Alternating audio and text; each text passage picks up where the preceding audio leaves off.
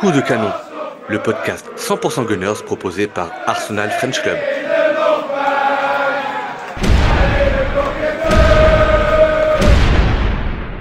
Salut à tous, rebonjour, bonjour ou bonsoir. On se retrouve pour la deuxième partie du bilan que l'on a commencé un petit peu avant. Pour rappel, avec Corentin, Louis et Jonathan, on a abordé dans un premier temps un petit bilan sur le mercato d'hiver qui était lié au mercato précédent et on vient de traiter finalement qui est le capitaine à bord du sportif au niveau du club.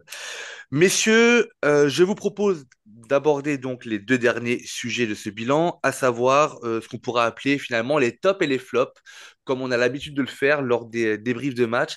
Mais finalement, dans ces tops et flops, je vous propose, messieurs, de me donner peut-être, allez, chacun deux joueurs, je pense que c'est pas mal, deux joueurs, soit qui vous ont déçu, et on peut parler de sportif, on peut parler de mode, on peut parler d'engagement, d'investissement, de leadership, on peut parler de ce que vous voulez.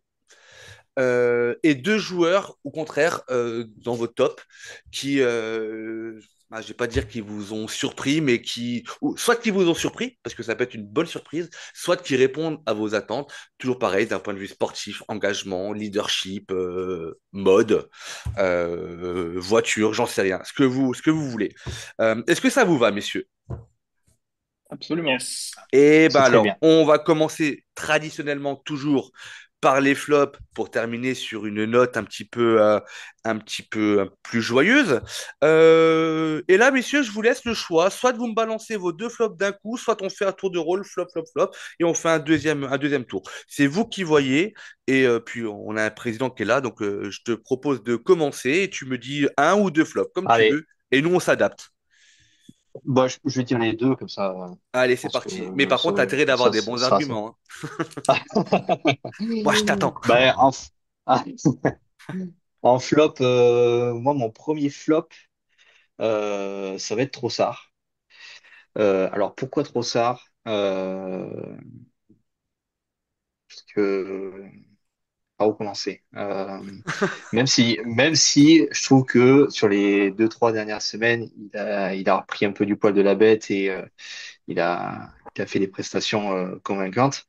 Je trouve que de septembre à décembre, les prestations qu'il nous sort, c'est vraiment infâme, quoi. J'ai pas d'autres mots pour décrire les prestations de Trossard sur la première partie de saison parce que c'était vraiment euh, catastrophique la plupart du temps, quoi. Donc à sa décharge, Arteta essaie de le mettre à la position d'Odegaard quand les premières journées où Odegaard s'est blessé, on a eu le privilège exceptionnel de découvrir Trossard au milieu de terrain. Et ça a été vraiment un calvaire, quoi. Moi, je m'en souviens des débriefs qu'on a fait, les notes qu'on a mis à Trossard. C'était vraiment toutes les semaines, à chaque fois, c'était qu'est-ce qui nous fait Trossard, quoi. Et ça contraste tellement avec ce statut un peu d'héros qu'il avait depuis qu'il est arrivé, où tous les buts qu'il marquait, c'était vraiment des trucs dont on se souvient, parce que c'est à chaque fois c'est des buts décisifs qui nous ramenaient des points importants. Et il y a tellement ce contraste cette saison, je trouve, avec le statut de sauveur un peu de la nation qu'il avait sur les dernières saisons, sur les deux premières saisons qu'il a fait avec nous, que là, en fait, oh, la première partie de saison qui nous sort, c'était vraiment terrible à voir, quoi. Pourtant, j'adore ce joueur, vraiment. C'est vraiment l'un de mes joueurs favoris. Je pense à la saison dernière, ce qu'il nous faisait en termes de statistiques, et c'était vraiment un super joueur, je trouve. Donc là, vraiment, il fait vraiment partie de mes déceptions parce que j'attendais vraiment beaucoup plus de sa part cette saison. Et en deuxième flop, ça va pas être, je pense, celui que tout le monde va dire, mais moi, ça va être Zinchenko. Pourquoi Zinchenko? Parce que je trouve, Est-ce qu'il n'est pas parti à Dortmund en hiver? euh, sans vouloir être trop méchant, mais Ah, on peut il y aller, hein.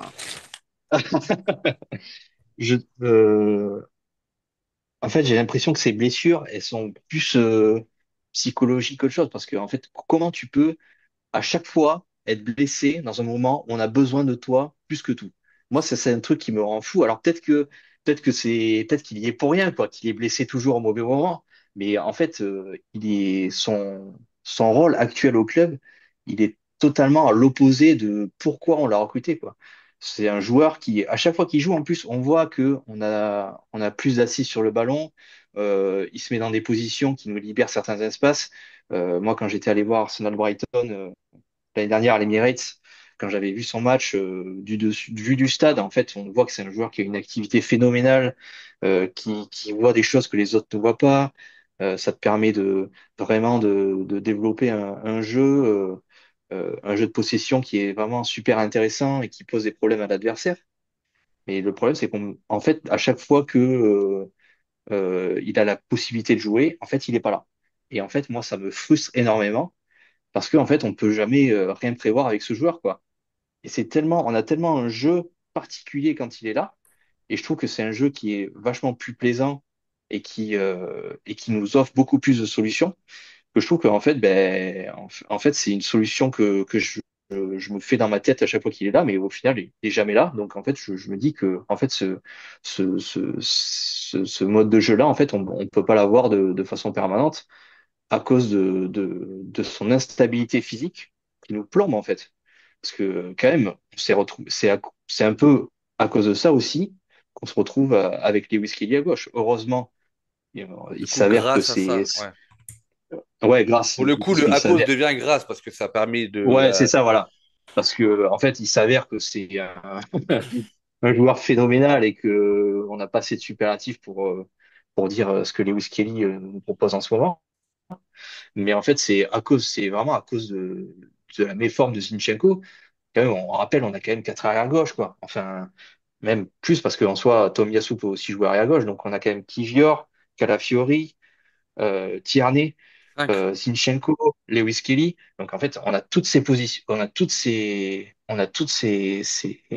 possibilités, toutes ces possibilités-là au poste d'arrière gauche. Et au final, on s'est retrouvé vraiment heureusement que Lewis Kelly est là, quoi. Parce que si Lewis Kelly, il est pas là et qu'il est pas monstrueux, merde, qu'est-ce qui nous arrive, quoi? Donc, c'est pour ça que la déception, je trouve que Zinchenko est une vraie déception par rapport au projet dans lequel il s'inscrivait avec Arteta. Et je trouve que c'est vraiment une déception cette saison de ne pas le voir plus que ça, quoi. Ok.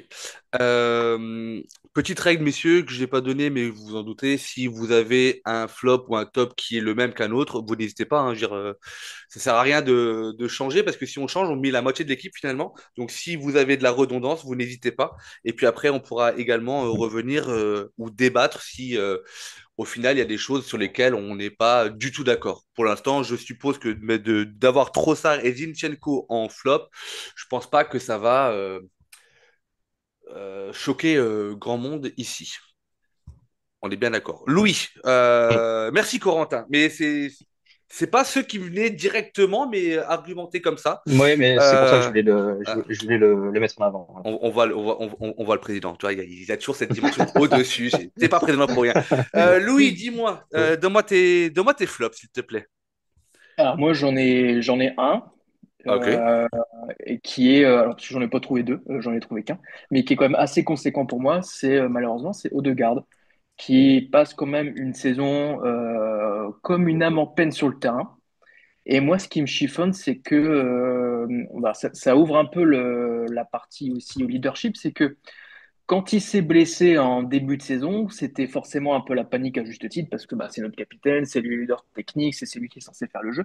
Et on s'est dit mince, comment on va faire, etc. quand il est blessé, comment la créativité, comment on va réussir à gagner, comment on va réussir à marquer. Et c'est à ce moment-là où Saka s'est dit bah, moi je vais prendre le jeu à mon compte. Et en fait, bah, je vais être décisif soit dans la dernière passe, soit dans le but. Et d'ailleurs, on voit ces stats à Saka qui sont un peu monstrueuses depuis juste avant sa blessure. C'est qu'il Mm. avait pris le jeu à son compte et s'était dit le leader sur le terrain, c'est moi. Là, Saka s'est blessé, et ben Odegaard, il est en train de flopper, mais de manière monumentale. C'est que en termes de leadership, que ça soit au niveau stade, que ça soit au niveau sportif, que ça soit au niveau contenu, il est totalement à côté de la plaque, malheureusement. Et c'est dur parce Mm. que il sortait quand même d'une énorme saison l'année dernière. Alors sa blessure, c'est pas une énorme blessure. Enfin, il y a eu une entorse, enfin une entorse un peu plus, mais je veux dire, c'est pas une blessure qui est hyper grave, quoi. C'est pas non plus la blessure que tu es censé traîner, qui est censée te freiner ta carrière. Non, Ça mais faut. je me permets juste une petite parenthèse, pardon Louis. J'en parlais avec Ok. Jonathan hier justement au téléphone. La blessure à la cheville, enfin, il prend quand même 2 tampons Mm. euh, à 3 jours d'intervalle avec la Norvège. En plus, le deuxième, là où il se blesse vraiment, c'est un match où il n'aurait pas dû jouer. Et ce que je disais à Jonathan, je dis attention à ce que cette cheville ne devienne pas la cheville de Neymar.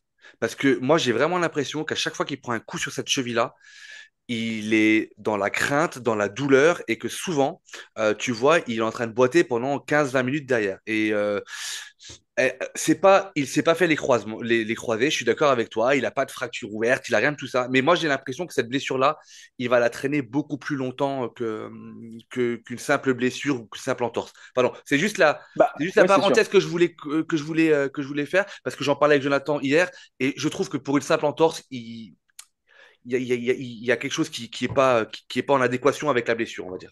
Bah, en tout cas, c'est clair que depuis, physiquement, il semble pas avoir pleinement récupéré. Même au niveau tactique, on a l'impression qu'il est perdu. Au niveau rendement, on le voit devant le but, hein. Franchement, on peut tirer à boulet rouge sur Havertz, mais on peut aussi tirer à boulet rouge à juste titre aussi sur Odegaard par rapport à Newcastle. Ça, c'est clair et net. Mais par exemple, j'ai toujours trouvé la comparaison Palmer-Saka un peu débile parce que c'est deux postes différents. Donc c'est un peu débile. Par contre, Palmer et Odegaard, c'est un peu le même poste. Mm. Et là, la Mm. comparaison, elle fait très mal, hein, parce que Odegaard, cette saison, je suis en train de regarder en première ligue, c'est quoi? En première ligue, c'est 2 buts, 3 passes décisives. Et Palmer, en première ligue, c'est 14 buts et 6 passes décisives. Donc tu vois qu'en termes de rendement et en termes de ce que offensivement les deux joueurs sont capables, pour le moment, Odegaard, il est très, très, très loin derrière. Et je ne vois pas pour l'instant d'éclaircie en disant, bon, il est en train de revenir, on voit qu'il est en train de monter en puissance. C'est que tous les matchs, il était vraiment en train de passer au travers, que ça soit physiquement, techniquement, je le trouve qu'il est beaucoup plus bas sur le terrain. Je le trouve qu'il est beaucoup plus collé à la ligne À droite, Mm. droite du terrain. à droite. Ouais, où il est limite ultra dépendant de ce qui va se passer sur son côté droit, où il est peut-être du coup ultra dépendant de Saka aussi. Je pense que c'est ça aussi la conclusion. Mais est-ce qu'on ne doit pas revoir un Odegaard un peu plus central pour animer les deux côtés, pour avoir un peu plus de liberté? Parce que là, il ne touche quasiment plus aucun ballon. Je l'avais mis dans mon article, mais je ne sais plus le pourcentage, mais il touche quasiment plus aucun ballon dans la zone centrale du terrain. Actuellement, tactiquement, sa zone de jeu, elle est sur 5 mètres carrés.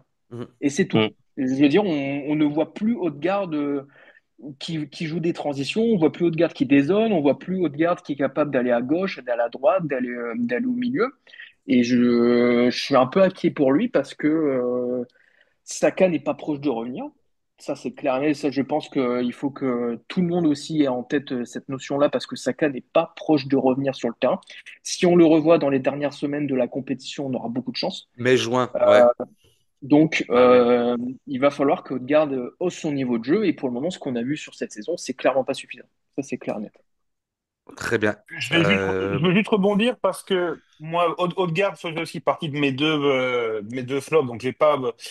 Moi, j'avais vu au mois de décembre, enfin, il est rentré quand? Il est rentré fin novembre et ça a tout de suite Il y a une euphorie, ouais. concordé avec une période où Il y a une fois de 2 Arsenal, semaines, ouais. Mm. Mm. Ouais. il y a eu le match, il y a eu l'Inter qu'on a perdu, mais il est rentré à la fin. Après, je crois qu'il y a eu Chelsea, Nottingham Forest, et là, ça allait mieux.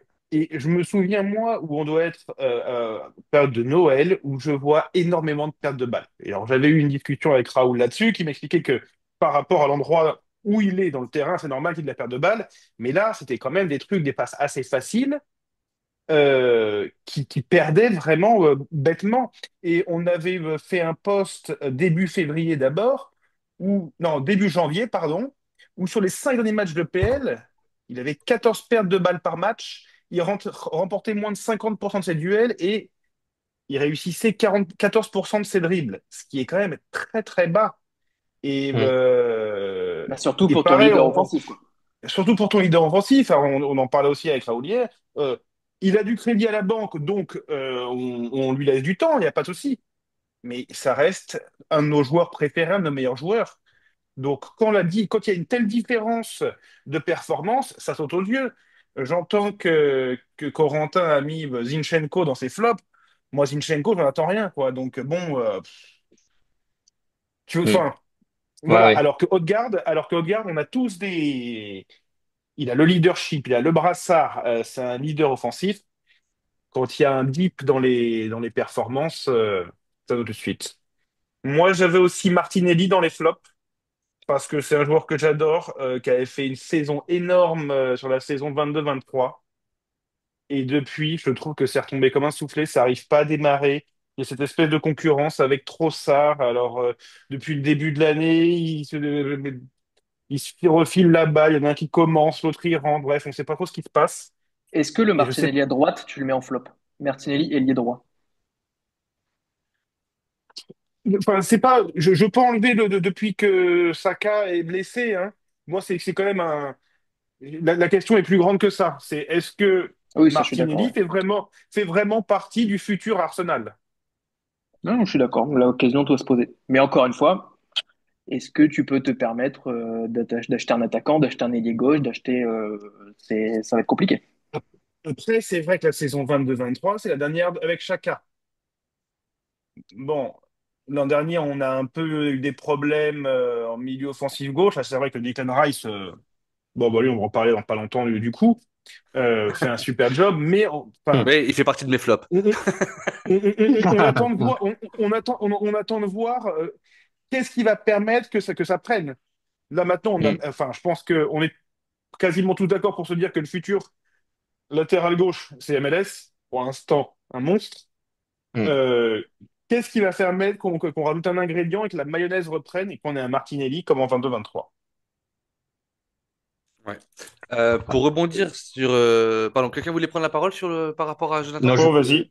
je voulais juste rebondir sur Martinelli.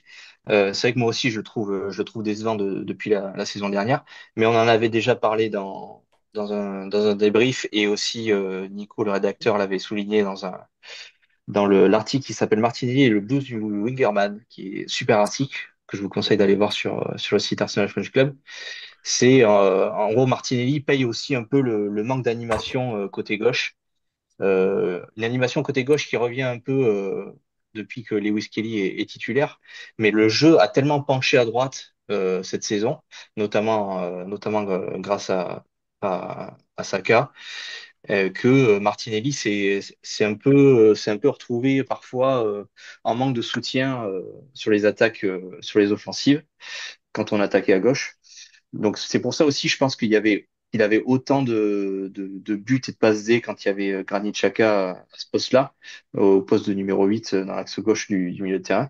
Et je trouve que vu qu'on est en manque d'animation offensive sur ce côté-là du terrain, ça forcément ça réduit un peu les performances statistiques de Martinelli. Mais je suis d'accord que sur certaines occasions, il y a des buts qu'il doit mettre 100 000 fois, quoi. Donc, je pense qu'il est aussi en manque de confiance, mais ça s'explique aussi par le manque d'animation, je trouve, côté gauche. Bah, indépendamment des nombres de buts qu'il marque, il doit être plus décisif offensivement dans la Ouais. percussion qu'il fait. Et le côté droit, il est beaucoup plus à l'aise. Je rejoins un petit peu la remarque de Louis. Pour conclure sur les flops, et avant de basculer sur un peu des choses peut-être ou probablement plus réjouissantes et les tops, euh, moi, j'ai également mis Ødegaard. Alors, je pense qu'il y en a qui vont nous dire, mais vous êtes des malades, notre capitaine, notre meilleur joueur, etc. en top. Personne ne cite Havertz, personne ne cite, je sais pas moi. Alors du coup, Martinelli a été cité. Personne ne cite que Raya, j'en sais rien. Euh, Forcément, plus l'attente est élevée, plus la déception, elle est présente également. Et pour Ødegaard, et là, c'est une vraie interrogation, et moi, j'ai hâte de voir ce que ça va devenir. Je le disais à Jonathan hier, cette phrase, j'ai dû la dire 15 fois, je crois, parce qu'à peu près, on a dû parler Ouais, d'Arsenal hier, à peu près pendant 2 heures et demie pendant avec 2 heures. Jonathan. C'est que ce que je disais à Jonathan, c'est que Ødegaard, c'est un top player à Arsenal. Depuis l'année dernière, il a été De- oufissime. depuis qu'il depuis qu'il est Arsenal. Ouais, mais c'est un top player C'est un top player. pour Arsenal, tu vois. Et ce que je disais à Jonathan, c'est pour être un top player mondial, européen ou mondial. De toute façon, c'est la même chose finalement, parce que l'Europe, ça reste quand même la meilleure partie du football dans le monde. En fait, il aurait fallu que Ødegaard reproduise la saison dernière sur 2 voire 3 saisons pour dire je suis un top player européen, voire mondial. Et le problème, c'est que quand tu as un joueur qui surperforme pendant une saison, et que du coup tous les médias, tous les fans, etc., le mettent sur un piédestal tellement haut que l'on s'attend à avoir le nouveau Zinedine Zidane ou je ne sais pas trop qui, dès l'instant où tu as une sous-performance, elle est totalement visible. Et du coup, moi, j'attends de voir la réaction de Degas parce que la question que l'on pourra se poser en fin de saison ou peut-être fin de saison prochaine en fonction des performances de Degas, c'est est-ce qu'il a surperformé notamment en 2023-2024, avec la saison qu'il fait, et notamment dans le leadership technique, dans le jeu, dans son entente avec Saka. Et du coup, c'est le vrai Ødegaard que l'on voit aujourd'hui, c'est son vrai niveau que l'on voit aujourd'hui, et peut-être la saison prochaine. Ou est-ce que la période de méforme est un vrai passage à vide et on va retrouver le Ødegaard de la saison dernière. Et ça va être beaucoup d'enseignements. Donc, pour les attentes que l'on avait de notre meneur de jeu, capitaine, etc., etc., Mm. je le mets en flop. Par contre, je ne sais pas si vous avez remarqué, je trouve qu'il a eu une transformation physique. Il a les joues creusées. Je ne sais pas combien de kilos il a perdu, mais physiquement, je Il pense a que l'air si tu, fatigué, ouais. il est, Il a perdu du poids, ouais. mais il a perdu du poids. Donc, Mm. Ça se voit, ouais. ça se C'est voit la tout de suite. paternité, hein. C'est la paternité, ça. Bah, moi, j'ai beaucoup grossi, hein. Euh, à l'époque où mes enfants étaient bébés, bien entendu. Donc ça, c'est forcément mon premier flop. Mon deuxième, j'hésite vraiment entre deux Mikel. Je ne sais pas si je dois mettre Arteta ou si je dois mettre Merino. Arteta parce que, notamment pour la période de blessure de Degarde où il s'est entêté à vouloir mettre Trossard en remplaçant Mm. dans le système, dans le remplaçant de Martin Odegaard et de ne pas laisser sa chance à Nwaneri alors qu'on voit que nos jeunes sont capables de la saisir quand on leur la donne vraiment. Ou si je mets vraiment Merino parce que je suis cohérent dans ce que je dis et que Merino c'est un flop. Même s'il s'est blessé, même s'il a peu joué, en fait, c'est un flop de mercato. Donc, je sais pas. J'ai un peu fait le procès d'Arteta dans le sujet de la première partie. Du coup, je vais mettre Merino. Je vais me faire plaisir. Et heureusement qu'on s'est limité à deux parce que sinon, voilà. Donc, je vais mettre Merino parce que, alors, non, non, en fait, je vais Si, laisser Arteta. si, Non, si. non, non, non, je vais mettre Non, non, Arteta. Mais Non, non, Merino. je vais mettre Arteta. Tu sais pourquoi? Parce que Merino, le problème, c'est que, et on l'a dit en début, c'est qu'aujourd'hui, alors, ce qui m'énerve, c'est quand tu as un joueur professionnel qui est payé, qui a 29 ans, qui dit je comprends à peine maintenant ce qu'on me demande de faire. Je trouve que ça, c'est un truc de fou. C'est comme si tu as un soudeur qui te dit je comprends enfin comment marche un poste à souder. J'ai un peu de mal avec ça. Par contre, là où je suis d'accord, c'est que peut-être que Merino, il n'est pas à sa place, il n'est pas à la place où il évoluait à l'époque en Espagne, et peut-être qu'on l'a recruté à un poste qui n'est pas le sien, et que de toute façon, il ne peut pas performer dans ce poste-là. Donc du coup, pour ça, plutôt Arteta qui l'a recruté et Arteta pour le reste, voilà. Donc du coup, ça sera mon flop. Du coup, on résume. On a Trossard, Zinchenko côté Corentin, Ødegaard pour Louis, Jonathan et moi.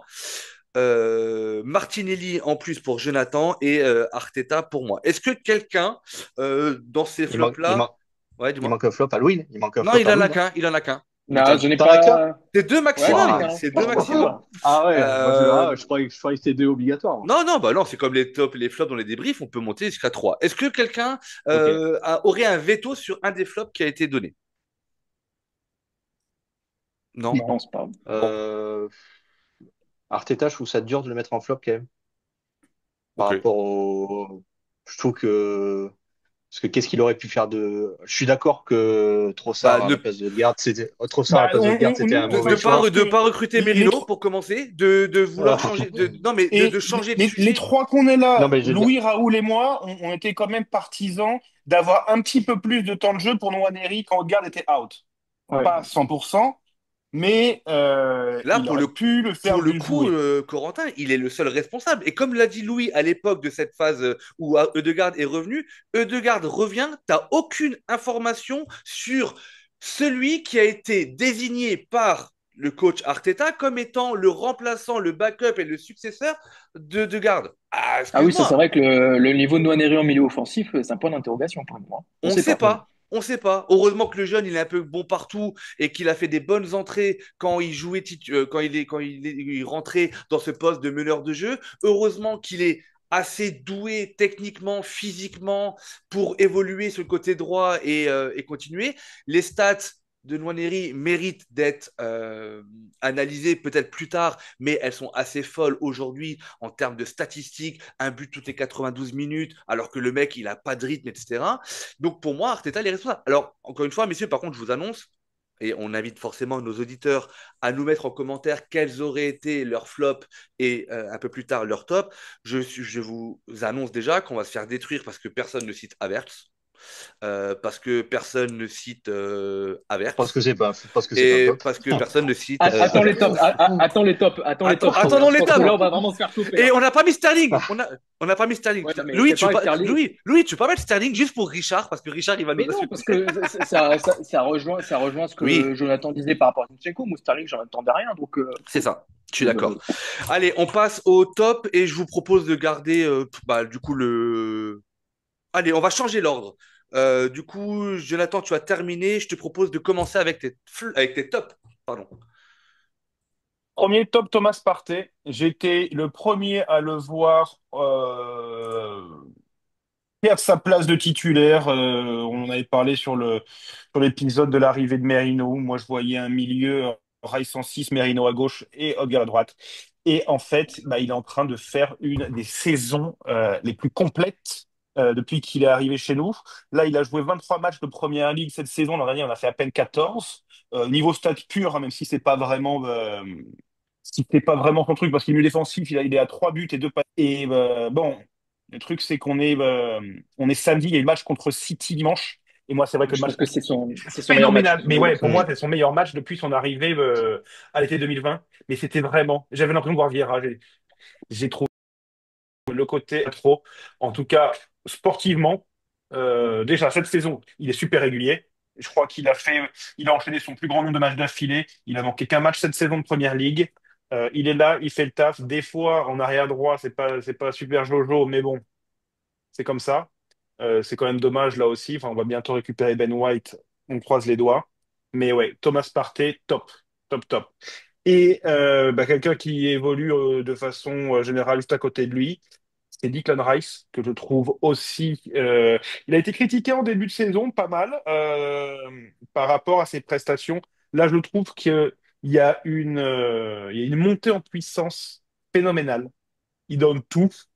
C'est quelqu'un, je pense, qui mériterait de récupérer le statut de vice-capitaine, parce que Absolument. si je dis pas de bêtises, c'est encore Gabriel Jesus, qu'on ait Gabriel Jesus en vice-capitaine. Alors, Saka, Gabriel Magalhaes, j'ai pas de Ça problème. fait quand même, Alors, je sais ça qu'il fait qu'on est on est en février, ça fait 7 mois que Jonathan, chaque fois que j'ai au téléphone, il me dit, mais comment ça se fait que Gabriel Jesus oui, est oui, vice-capitaine? Il va falloir tourner la oui. page, il ne jouera plus cette saison, il n'est plus Eh, vice-capitaine. bon, si tu veux parler de tourner la page, toi, t'en as laissé une belle à tourner, hein, mais bon, tu la ressors régulièrement, si tu vois ce que je veux dire. Bref. Vice-capitaine, pour moi, c'est Declan Rice. Il a un leadership, je trouve. Tout ce qu'il dégage. Il était capitaine de West Ham. Je pense que c'est un des futurs capitaines des Three Lions dans un futur proche. Et ouais, vraiment super, super achat. Et heureusement qu'il est là pour un peu la balance de la méforme d'Odegaard, je pense. Donc, super. Et Declan pourtant, Rice, Thomas Partey. il avait aussi connu un petit moins bien physique aussi, Rice en plus. Donc là, il est bien revenu. Parce qu'il y a quoi? Il y a peut-être un mois et demi, 2 mois, je crois qu'on avait parlé, Raoul, en débrief, etc., où physiquement, il avait une petite blessure, il Ouais. avait eu du mal à Il récupérer. tirait beaucoup la langue. Ouais. Et là, par contre, on voit vraiment qu'effectivement, il a aussi le niveau. Et ouais, c'est un joueur incroyable, quoi. Donc, partez Rice pour Jonathan. Louis, est-ce que tu n'en as qu'un ou est-ce que tu en as trouvé deux? Non, j'en ai deux. Oh, ça J'en se ai deux. mouille. Allez. Alors, le premier, moi, je vais mettre Gabriel, le compère de Saliba. Ouais. Parce qu'autant la saison dernière, je trouvais que c'est Saliba qui avait quand même pris le dessus sur, on va dire, le leadership défensif.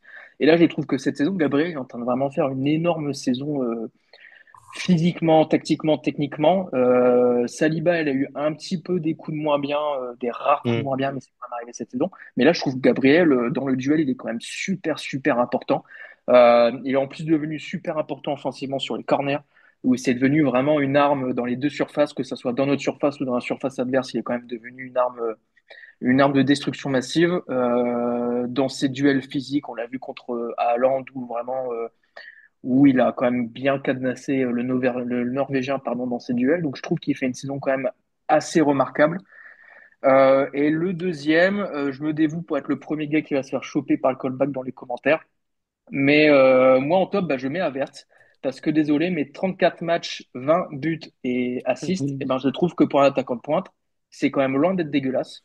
Je pense que il y a la facilité de le mettre un peu au pilori et de voir en lui De un peu descendre. le bouc émissaire de tout ce qui peut arriver sur et en dehors du terrain. Parce que oui, il a ses défauts alors c'est pas un finisseur redoutable. Il a du mal à finir les actions, ça, je suis entièrement d'accord. Mais tout le travail physique, technique qu'il abat sur le terrain en étant dos au jeu, dans ses appels, pour faire jouer ses coéquipiers dans l'intelligence de jeu, etc.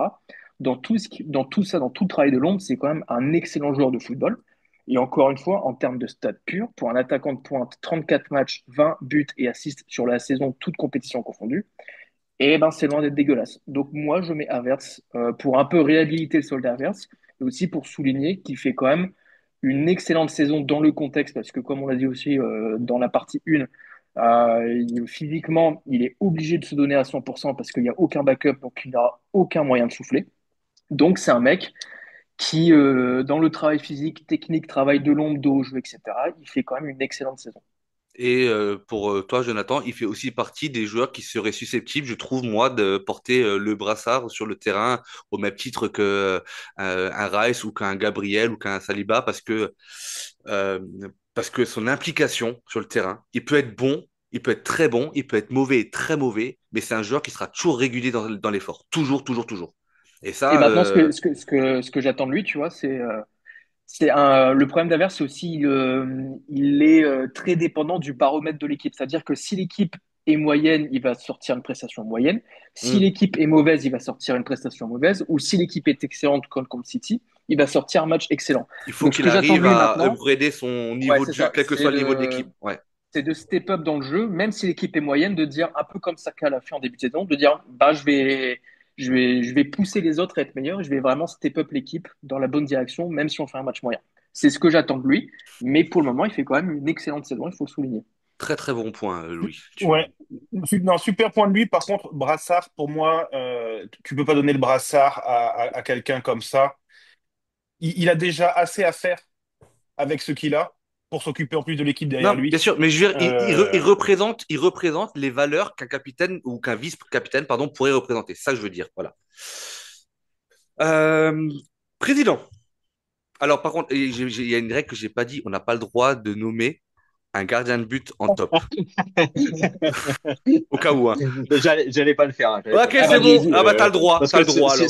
sinon tu m'aurais cut au montage, je te bah, connais. du coup, Corentin n'a pas de top, donc on peut passer David, je t'aime. Mais Ouais, je putain, parlerai pas de dégueulasse. lui. Je parlerai pas de lui. Je vais dire comme Louis Gabriel en premier top, parce que je trouve que sa progression au poste en tant que défenseur est phénoménale. Euh, cette saison, il est clairement au-dessus de Saliba dans la régularité, dans l'envie, les interventions. Je trouve il est plus serein. C'est lui le leader vocal de l'équipe. Dès que quelqu'un fait le mauvais placement, fait la mauvaise course, c'est lui qui vient gueuler en premier sur les joueurs. Je trouve que c'est vraiment l'âme de cette équipe cette saison. Et je trouve il tient sur certains matchs, c'est lui qui tient l'équipe défensivement. Je trouve que voilà, Saliba, sur sa première saison de Première Ligue, c'est lui le leader défensif directement, la saison dernière aussi. Mais là, je trouve que Gabriel est tellement passé de ce joueur incertain dans sa défense, parfois trop agressif, en retard. Je trouve qu'il a gommé vraiment tous ses défauts et qu'il est vraiment devenu un joueur vraiment impeccable défensivement, quoi. On a un peu cette idée de, vu qu'il est très costaud, des fois, il crie un peu partout, donc dans l'esprit collectif, je pense qu'il est toujours ce défenseur un peu abruti, entre guillemets, qui est bourrin, mais vraiment, cette saison, c'est Gabriel, c'est plus du tout ça. Et franchement, c'est vraiment, pour moi, c'est vraiment le joueur pour l'instant cette saison. Et vraiment, vraiment respect à lui parce que c'est très fort ce qu'il est en train de faire à ce poste-là et vraiment top. Et en deuxième top, je vais mettre Saka. Même s'il est blessé depuis 2 mois, et ben Saka, ça reste notre meilleur atout offensif. Personne ne s'est mis à son niveau depuis qu'il est blessé. Et pour moi, j'étais très positif en fait sur la saison d'Arsenal avant qu'il se blesse et quand il était là. Mais en fait, depuis qu'il est plus là, j'ai vraiment revu les ambitions de l'équipe à la baisse et j'ai eu raison de le faire parce qu'en fait, c'est lui qui nous portait sur son dos, quoi. Depuis septembre, c'était vraiment l'arbre qui cachait la forêt. Sur certains matchs, c'est lui qui a pris la décision de changer le cours du match, soit en faisant la passe décisive, soit en faisant le but. Et tous les matchs, vraiment, il était décisif. Et pour moi, c'est vraiment ce qui nous manque là actuellement, c'est ce joueur tueur devant le but. Et on le voit de toute façon depuis qu'il est blessé, l'équipe a énormément de mal à terminer ses occasions. C'est pas un hasard pour moi, vraiment. C'était lui le leader d'attaque. Et pour moi, c'est justement toute cette influence-là et le fait que justement l'équipe ait autant de mal offensivement depuis 2 mois, ça confirme le fait que c'est vraiment un top joueur de première ligue et l'un des meilleurs joueurs le meilleur joueur offensif d'Arsenal, tout simplement. Ouais. Et d'ailleurs, je crois qu'il y a une stat qui est sortie, c'est que malgré son absence qui date maintenant, qui commence déjà à dater, parce que ça fait quoi? Oui, oui, Ça fait plus d'un mois. Ça reste le joueur c'est qui a ça. créé le plus Plus d'occasions, de situations. de grosses Ouais. occasions, ouais. Alors que ça fait 2 mois qu'il est déjà parti. Mm. Euh, Très rapidement, mes tops.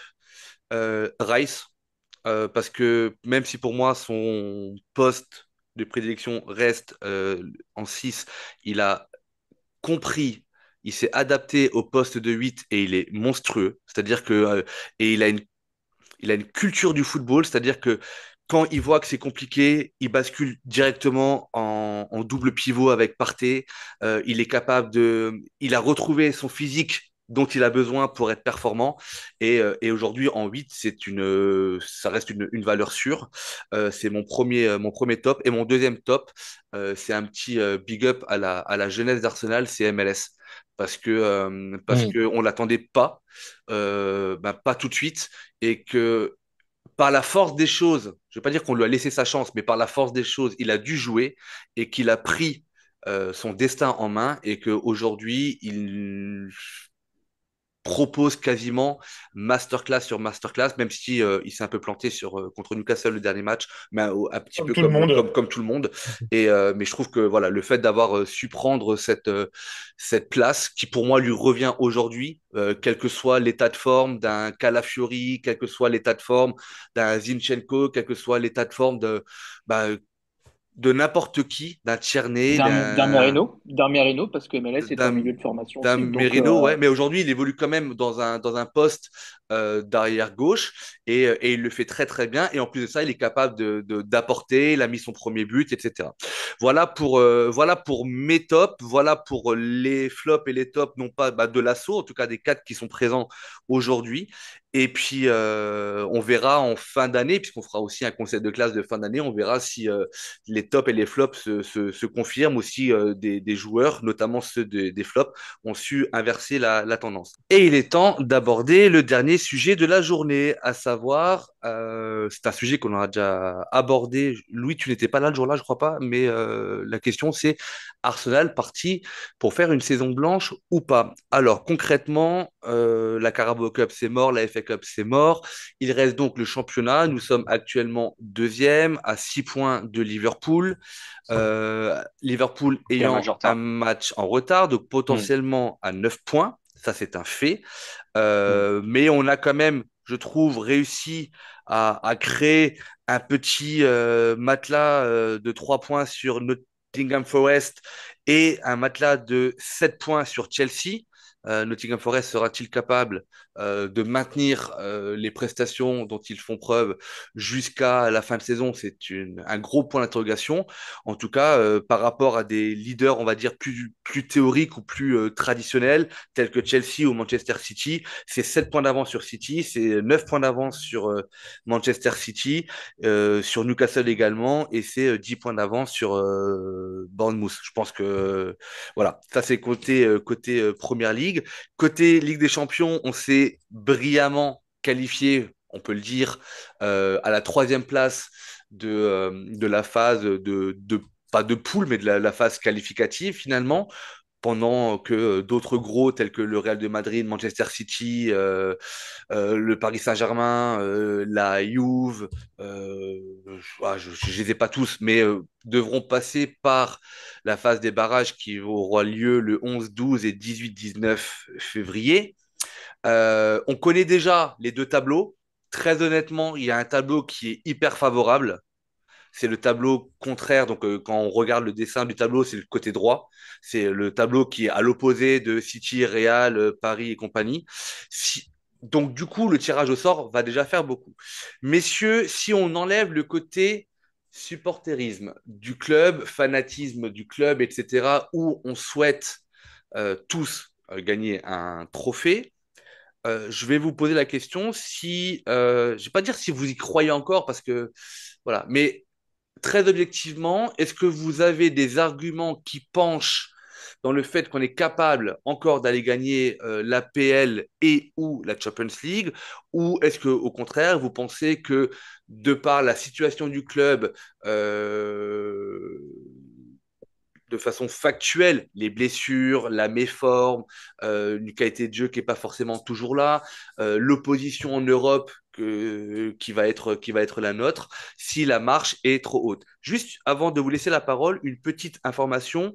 Il y a un hors-série qui va sortir milieu de semaine prochaine, donc où j'ai accueilli un journaliste sportif, fan d'Arsenal, et qui me disait la chose suivante, notamment en PL. Le match en retard de Liverpool, c'est face à Everton. On se rappelle tous là, les images où il pleuvait énormément en Angleterre, où il y avait énormément de vent et que donc du coup le match avait été reporté. Et ce journaliste sportif me disait que au moment où Liverpool devait jouer Everton, il y avait très peu de doutes sur le résultat final. Avec l'arrivée ou le retour du nouveau coach d'Everton David et Moyes. David Moyes et les résultats qui commencent à être un peu plus intéressants pour Everton, on n'est pas à l'abri ou d'une surprise, ou en tout cas d'un faux pas de Liverpool, chose que je peux comprendre, ce qui veut dire que si Liverpool ne reportait pas son match en retard, donc j'ai pas du tout la date, hein, mais ça C'est doit... mercredi. C'est mercredi? Ok. Ouais. Si Liverpool devait perdre, on aurait donc toujours que 6 points de retard. On joue Liverpool. Et qu'en cas de victoire contre Liverpool, ce qui est une confrontation directe, on revient à 3 points. Et quand tu reviens à 3 points du leader en PL, potentiellement, tu peux quand même Mm. espérer des faux pas. Je veux dire, ils font un nul, tu gagnes, tu récupères déjà 2 points. Voilà, ça c'est l'avis Juste le match contre Liverpool, c'est à Anfield, hein. Et on a le temps parce que en mai. ouais, c'est la 36e journée, c'est le 10 mai. Donc bon, Potentiellement, ça peut être le match du titre. Potentiellement. Voilà, donc ça c'est juste pour vous donner l'avis d'un expert du foot, forcément fan d'Arsenal, mais je pense que ce qu'il pose sur la table, ça s'entend. Maintenant, si on devait faire un premier point, je vous propose de faire un point sur la PL avant de parler de la Ligue des Champions, messieurs. Il y a quand même une dynamique qui est tout autre, d'après moi. C'est-à-dire que Liverpool se qualifie également pour la Champions League. Ils font un 5 sans sur faute. un sans faute, ouais, ils font un 8 sur Sauf, 8. sauf, sauf la dernière journée où ils perdent. Ouais, ils perdent contre le Feyenoord, je Ah, crois. donc Mais ils un avaient fait 7, tourner. ouais, voilà, ils font un Ils ont, 7 vingt- sur ils ont 8 21, ils ont 21 points. en Ligue des Champions. Ils n'ont pas de blessure dans l'effectif. Ils ont un effectif qui tourne. Ils ont un coach qui a un projet de jeu établi, annoncé et que l'on retrouve sur le terrain. Ils ont également Mohamed Salah. ils ont Mohamed Salah, ouais, et puis en Carabao Cup. Mm.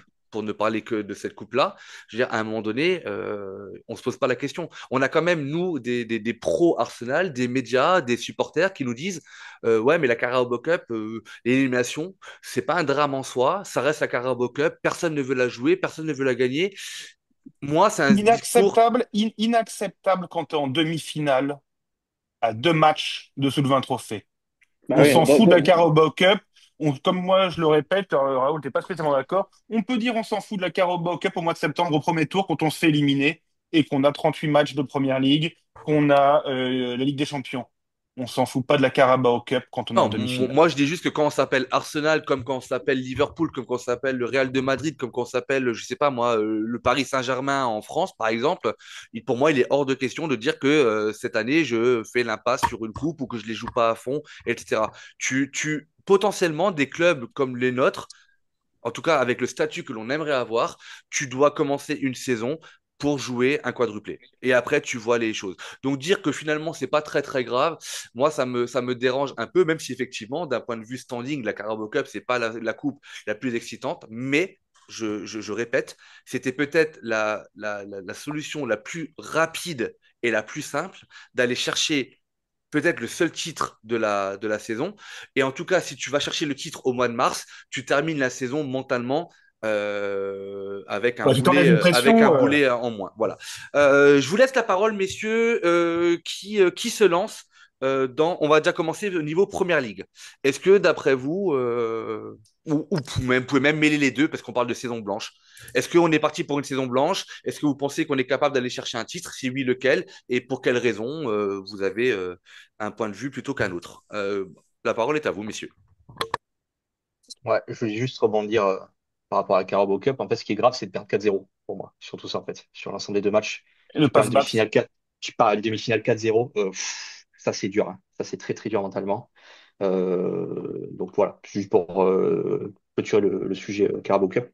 Mais par rapport à la Première Ligue, bah, moi, je suis un éternel optimiste. Donc, je dirais pas que le titre est foutu, mais c'est vrai qu'on a tellement loupé d'occasions de rattraper Liverpool quand eux ont fait une petite passe de moins bien, que en fait tu te dis bah en fait l'occasion on l'a déjà loupé sur la première partie de saison quoi.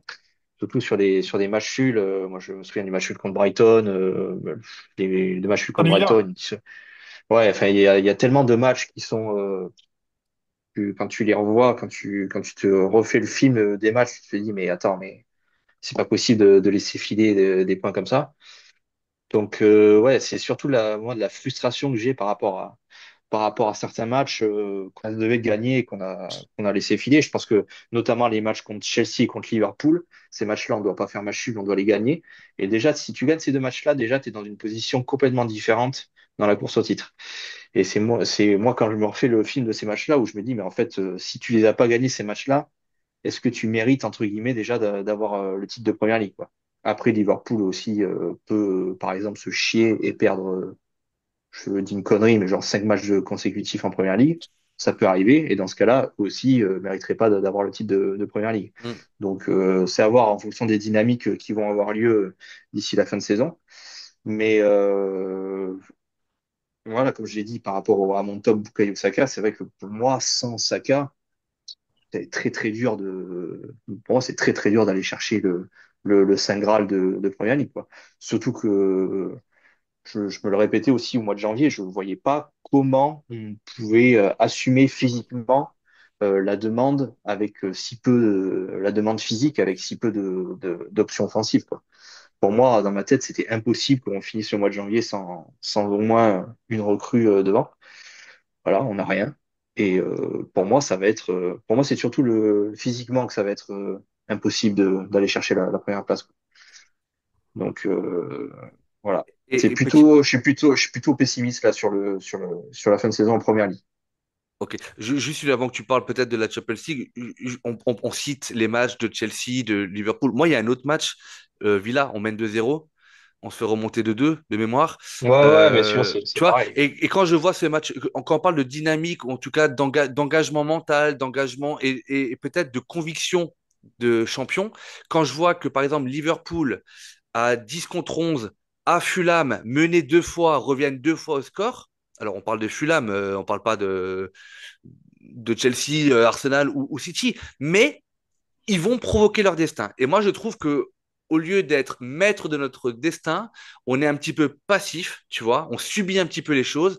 Et je trouve qu'en, ne serait-ce qu'en termes de mentalité, Mm. euh, en fait, j'ai presque envie de te dire qu'en termes de mentalité, on ne mérite pas d'être champion. Voilà. Alors après, sur un championnat, c'est très long, c'est 38 journées. La PL, c'est le championnat le plus compliqué au monde. Quand tu termines premier à la fin de la 38e journée, tu peux me dire Oui, ce que tu veux, c'est que tu l'as mérité c'est quelque part. que tu l'as mérité. Voilà. Mm. Mais il y a peut-être d'autres choses à travailler que le système de jeu, etc. Et encore une fois, pardon, je vais m'arrêter là. Je vais laisser la parole Est-ce que tu veux rebondir directement Mais côté Ligue des Champions, Corentin? on Bah, fait Ligue Ligue des des Champions Champions, après, non? Bon, comme on vous fera voulez. après Ligue des Ok, Champions. ça marche. On fera après Ligue des Champions. Je voulais rebondir sur ce que disait Corentin. Il y a tous ces matchs cette année où il y a eu un gros problème de mentalité. Tu as parlé de Liverpool, où on a Mm. fait une deuxième mi-temps contre Liverpool qui était la même que celle contre City, alors qu'on n'était pas du tout dans la même situation, on était à 11 contre 11. Mais non, on s'est remis dans notre défense, on a dit on va protéger l'avance, alors que c'est toujours un piège de faire ça, il faut toujours aller chercher plus. Euh, il y a eu, dans le même style que le match d'Aston Villa où on menait 2-0, on sortait 2-2, il y a ce match dont je parle souvent avec Raoul, qui est le match de Leicester, où on mène 2-0, on se fait remonter et on gagne Sur un dans les miracle. arrêts de jeu. Mm. Deux buts dans les arrêts de jeu. Donc, quand Mm. tu regardes le score de loin et que tu vois 4-2, bon, c'est pas mal. Moi, Enfin, ça c'est pas reflète mal, pas du c'était tout. Ouais. éclaté. Ça Ouais. reflète pas du tout la Mm. physionomie. Les matchs de Brighton et d'Aston Villa du mois de décembre, les matchs nuls, ça tombait très mal parce qu'il y avait le match de Brighton qui tombait au moment le Liverpool Everton a été repoussé. Donc, on pouvait se faire un peu de retard. Et je crois, si je dis pas de bêtises, que quand on fait le match contre Villa, pareil, Liverpool fait nul. Donc, il y avait aussi là de la place pour aller gratter. Et donc, on a toujours ces opportunités qu'on n'arrive pas à prendre. On regarde le match de FA Cup qu'on a fait contre United. On joue en supériorité numérique à partir de la 60e. Ouais, c'est ça, ouais. 56 Donc ou 60, ouais. on Mm. joue pendant une heure en supériorité numérique contre United. On n'arrive rien à faire. C'est pas bon. On va pas revenir sur la Carabao Cup. Euh, je pense que moi, j'aimerais qu'on finisse deuxième. L'objectif, là, c'est finir second. Ça nous permettrait en première ligue de, bon, il n'y a pas eu de, on n'a pas amélioré, mais il n'y a pas vraiment eu de baisse dans les performances. Euh, le calendrier de Liverpool est un peu plus compliqué que le nôtre. Ils jouent Everton, ils vont jouer Villa, ils vont jouer City, ils vont jouer Newcastle au mois de février. Nous, c'est un peu plus cool, si je puis dire. Mais ça fait 6 mois qu'on se dit que Liverpool, ils vont se cramer, ils vont se cramer, ils vont se cramer. Bon, pour l'instant, il y a juste zéro signe qu'ils vont se cramer. Ça Donc, fait je 6 mois pense qu'on que compare les fini... calendriers et qu'à chaque fois on se plante aussi, hein. Exactement. Et donc, ouais, je pense que deuxième de Première Ligue, finir devant City, finir devant Chelsea, devant Forest, ça serait déjà très bien. Mais il y a quelque chose à faire au niveau de la mentalité. Parce que beaucoup disent que la mentalité est super bonne. Moi, il y a, enfin, oui, à 5-1 contre Manchester City, super mentalité. Par contre, 4-0 aller-retour contre Newcastle, enfin, on aurait Mm. pu, on aurait pu gagner ce match 2-1 et être 2-1 à Saint-James Park et être éliminé. Je pense qu'on se serait tous beaucoup mieux sentis. Mais la dynamique, elle n'est pas la même. Là, c'était complètement apathique. Et, et tu regardes les stats de Kai Havertz entre City, le match de City et le match de Newcastle, c'est le jour et la nuit. Lui, donc déjà physiquement, il joue 93% du temps en Première Ligue. Euh, il se fait matraquer sur les réseaux sociaux, donc je pense que lui il n'y porte pas trop attention. Par contre, sa femme, elle a peut-être un peu plus de liberté, donc bon, ça joue psychologiquement. Euh, plus là, pas de recrutement. Waouh, la saison va être très très longue. Donc deuxième, pour moi, ce serait un miracle. Loulou. Ouais, moi je suis d'accord avec Jonathan. Effectivement, le calendrier de Liverpool n'est pas simple sur la deuxième partie de saison. Il faudra vraiment que Liverpool s'écroule totalement pour qu'on puisse repasser devant. Mais ça s'est déjà vu notamment la saison dernière, où Liverpool était en tête à la mi-saison et il finit 7 points derrière nous quand on finit deuxième. Donc, il y a ce petit passif aussi par rapport à la saison dernière. Mais oui, après, quand on compare le contenu de nos matchs, les productions offensives et défensives de Liverpool et d'Arsenal, il n'y a pas vraiment photo entre la qualité des deux équipes. Surtout que Liverpool a le game changer quand même, qui est Mohamed Salah. Nous, offensivement, actuellement, on n'en a aucun. Donc ça fait mal. Je pense effectivement, comme Jonathan, que pour le moment, il faut qu'on arrête de regarder au-dessus, mais qu'on regarde plutôt en dessous de nous, juste derrière nous. Parce qu'on va avoir le match à Nottingham Forest là dans quelques semaines qui va avoir son pesant d'or si on veut rester deuxième. Et qu'effectivement, avec l'état actuel des choses, physiquement, notre profondeur, nos solutions offensives, la deuxième partie des saison peut être très très longue. Et il va falloir qu'on se blinde assez rapidement avec une petite avance, parce que la première ligue, on peut vite se trouver dans une situation compliquée. Après, pour la Ligue des Champions, comme tu l'as dit, Raoul, on va être ultra dépendant du tirage au sort. Mm. À voir aussi si on est toujours en compétition quand Saka va revenir, ce qui est quand même très peu probable. Euh, Ça veut dire déjà qu'il y mais croit pas, toi. c'est pas. Je pense que notre objectif, c'est alors de la gagner, ça sera peut-être un peu audacieux parce que je pense aussi qu'on a une équipe très très jeune de Ligue des Champions. C'est-à-dire que quand on compare avec le Real qu'il a gagné dans les dernières saisons, ce qui sautait aux yeux, c'était le mental qu'ils avaient sur les matchs. Ils étaient préparés pour les matchs de Ligue des Champions, ils étaient conditionnés pour les matchs de Ligue des Champions, et même quand ils étaient menés au score, les équipes adverses avaient peur parce qu'elles se disaient le Real savent jouer les matchs de Ligue des Champions. Et nous, pour le moment, on a fait une très bonne la phase de groupe, mais quand on va arriver dans des phases d'élimination directe où tu as des joueurs qui sont parfois incapables de cadrer une frappe quand ils sont à 10 mètres du but, ça en Ligue des Champions, et ben ça passera pas. Donc je pense qu'on est toujours une équipe qui est en phase d'apprentissage en Ligue des Champions. On peut faire un bon parcours, pourquoi pas atteindre L'écart. alors les quarts, voire les demi si on a un bon tirage au sort. Mais pour la gagner, ça peut être assez compliqué. Bien que le barrage entre le Real et City nous garantit déjà quand même un poids lourd qui pourrait sauter assez rapidement. Donc, bon, à voir. Mais effectivement, pour le moment, c'est quand même très peu probable qu'on finisse la fin de saison avec un trophée en main. Ok, donc là, du coup, pour Louis, saison blanche, la réponse est oui. Euh, Juste une petite précision, puisqu'on a fait le tour de la PL. Pour les amateurs de foot en général, et là je parle même pas d'étiquette de club ou un truc comme ça, Liverpool ferait quand même un très beau champion sur la saison qu'ils font en PL. Bon, vraiment, tu peux dire ce que tu veux, tu peux aimer ce club, tu peux détester ce club, mais en termes de foot, on parle souvent dans les débriefs, en cas de victoire ou en cas de défaite, en cas de nul, souvent on parle d'ennui. Moi, j'ai quand même vu beaucoup de matchs de Liverpool. Je m'ennuie quand même très rarement en termes de Parce que, spectacle, parce que, etc. parce qu'il y a il y a un Salah stratosphérique. Ouais, bien sûr Pour aussi, moi, mais c'est ça mais le ça là, mais facteur ça, là, mais numéro ça, un de Liverpool. ça là, c'est le finisseur. Et Mais ce que je veux dire, c'est qu'en termes d'intensité, en termes de jeu produit, en termes de tout ça, euh, ils sont pour le moment encore au niveau largement au-dessus oui, oui, d'Arsenal et au oui, niveau oui. de tous les autres clubs, hein.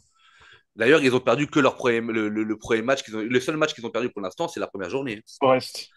Les Nottingham Mm. Forest, ouais. Euh, Après, c'est un miracle qu'il fasse un clean sheet face à Bournemouth. Pour ceux qui ont vu le match, Mais ils ont beaucoup de matchs comme ça, je trouve, c'est cette saison un quand même, où ils ont de miracle. la chance. Mais il y avait la maladresse des attaquants et il y avait un très, très, très grand gardien aussi. Donc, du coup, Louis, il a fait les deux. Qui veut parler de Ligue des Champions? Jonathan, tu y vas? Oui, oui, oui. Bah, écoute, j'ai pas vraiment d'attente démesurée sur la Ligue des Champions, hein. On va voir de quel côté on se place. Pareil, on passe aussi bien que l'année dernière déjà. Et à voir. L'an dernier, je comptais beaucoup sur ce match aller à l'Emirates contre le Bayern où on avait 60 000 personnes, tout pour nous. Ça n'a pas suffi. Let's see. Mais bon, et de toute façon, quand on arrive en quart de finale de Ligue des Champions, jouer un club comme le Bayern Munich, enfin, c'est une formalité. Alors, c'est pas une formalité de gagner, mais le fait de jouer ce genre de club avec ce genre de profil-là, il faut que tu arrives à passer ce genre de bloc si tu veux aller plus loin de toute façon. Donc, on verra. Donc, Ouais, j'ai pas des attentes démesurées. saison blanche aussi pour toi alors. Oui, je pense, ouais. Ok. Corentin. Bah, vouloir la victoire en Ligue des Champions, ça serait complètement irréaliste au vu de notre historique des blessures cette saison.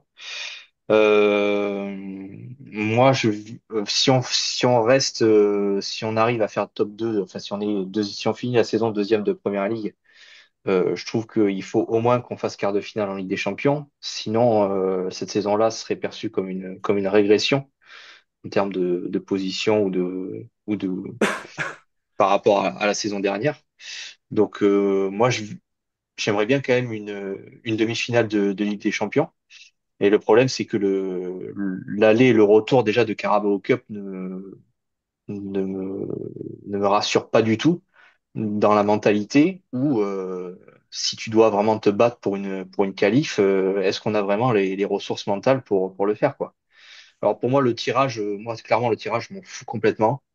Pour moi, si on doit taper le Real en huitième, il faut taper le Real en huitième, que ce soit en huitième ou en demi-finale. Moi, je m'en fous complètement. Pour moi, c'est Ligue des Champions, c'est de toute façon des matchs qui vont être compliqués, donc autant taper les gros directs.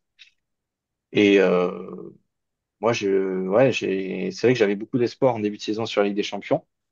C'est pour ça que par rapport à la phase de poule, je trouve qu'on a fait une phase de poule très positive. On finit quand même troisième derrière Barcelone et Liverpool.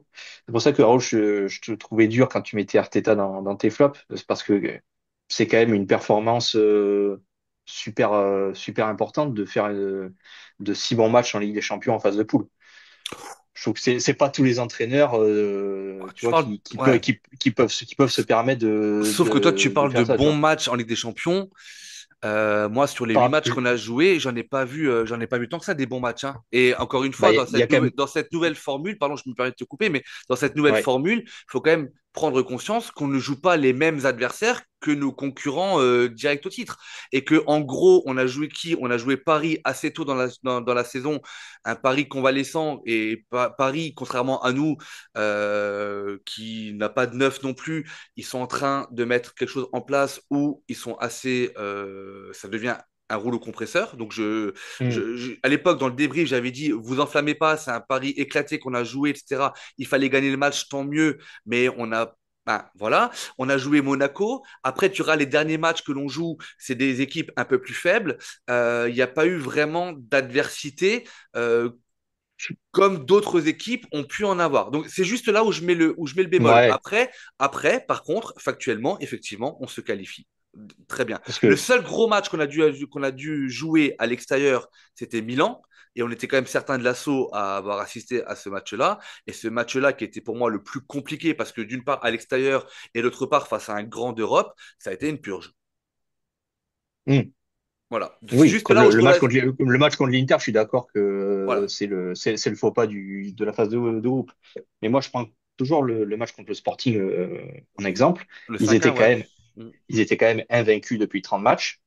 On les a massacrés chez eux, quoi. Ah, monsieur. Alors que cette équipe avait battu Manchester City. Bon, ok, on peut dire ce qu'on veut Il y de avait le Manchester coach. City cette saison, Et ils que avaient leur coach à l'époque quand ils ont joué Manchester City. Et c'est ça. là, leur coach était parti. Après, Ouais. je veux pas, comment dirais-je, je veux pas atténuer les performances que l'on a faites, mais je veux juste que objectivement, on se rende compte que dans cette nouvelle formule-là, c'est très difficile de comparer des performances parce que tu n'as pas les mêmes adversaires. Hmm. Après, on verra, mais voilà. Moi, j'ai été quand même très satisfait par rapport à la saison dernière, par rapport à la phase de groupe de la saison dernière. Je trouve que l'équipe a progressé dans la gestion de certains matchs. Après, à voir comment ça va faire en huitième. Et je trouve qu'un top 3 sur cette phase de groupe, Mhm. c'est vraiment un Ah, point super positif et qu'il faut pas non plus négliger, quoi. bien Voilà. sûr, 3 sur 36, 38, 36, ouais. Mais du coup, moi, j'avais une question pour toi, Corentin.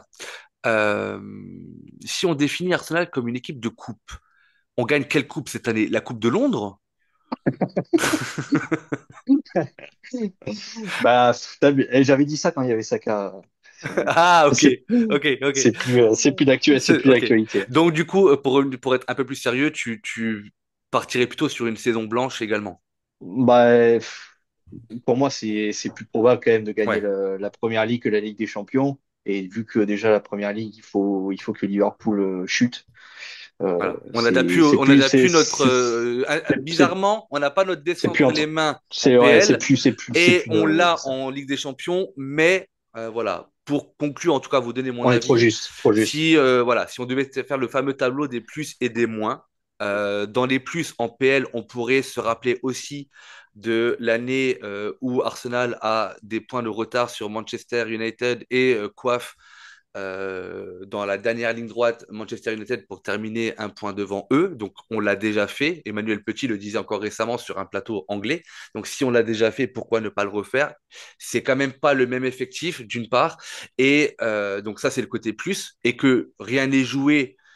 Donc tant que c'est pas joué et tant que mathématiquement c'est pas terminé, on peut y croire. Mais quand on voit la liste des moins, à savoir un effectif très court, une liste des blessures, des blessés, pardon, qui continue de croître avec maintenant Martinelli et on n'est pas à l'abri que un autre cadre, vu la cadence que l'on a, se blesse.